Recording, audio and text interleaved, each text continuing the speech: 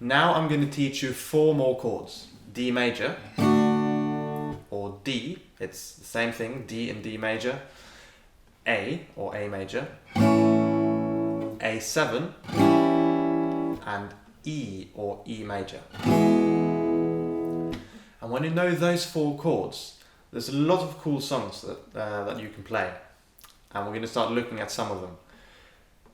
Okay, I'm going to zoom in and show you how you can play those chords. This is the D chord. So you start by putting your second finger on the 2nd fret of the high E string, as close to the 2nd fret as possible, not here, but over here. And then the first finger goes on the G string, also on the 2nd fret. And the third finger goes in the middle of those two on the 3rd fret. The B string on the 3rd fret.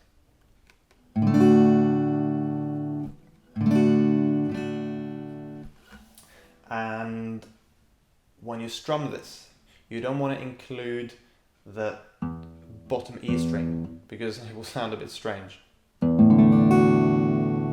It just sounds mushy because E has nothing to do with D chord. The note E isn't in the D chord.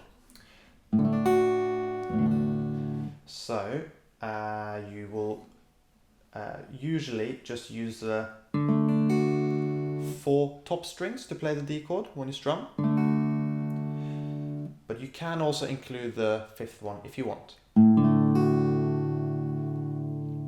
For the A7 chord, you put your 3rd finger on the B string on the 2nd fret, and your 2nd finger goes on the D string on the 2nd fret.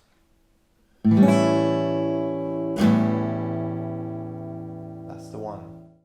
When we do the A, I'm going to quickly show you the A now as well.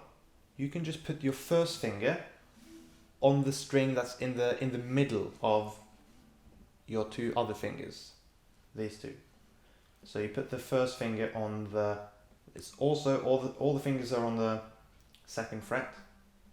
First finger goes on the 2nd fret on the G string, this one here. Okay.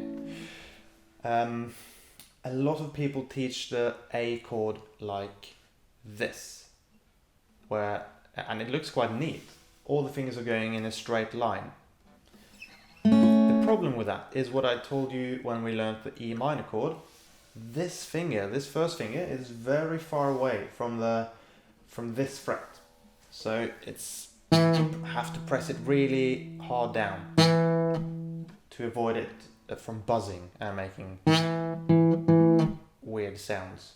That's why I like to, and lots of other people also like to, swap around these 2 fingers.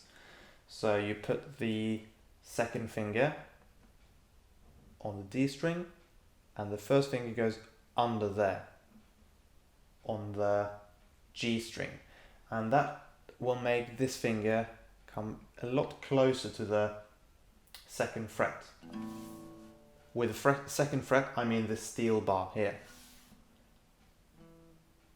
And then you put the 2nd finger over. So I would suggest that you get used to this way to play the A chord instead of this way.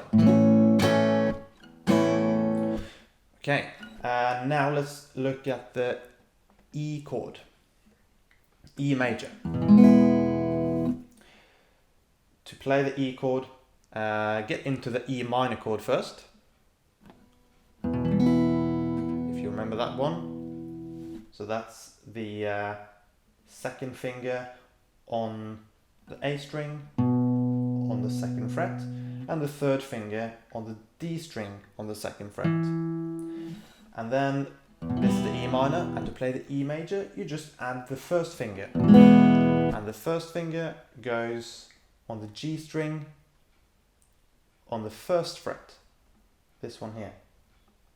So put the 2nd finger on, 3rd finger, And lastly, first finger on the first fret on the G string. So that's all those 4 chords. D, A7, A, and E major. Just quickly before we're done with this, try this with your new D and A7 chord. This is the D, this is the A7. When you know them a little bit more, try to play Mary Had a Little Lamb. It just goes between the D major chord and the A7 chord. It's just a quick and easy song to get into changing between the chords in a song. So here we go.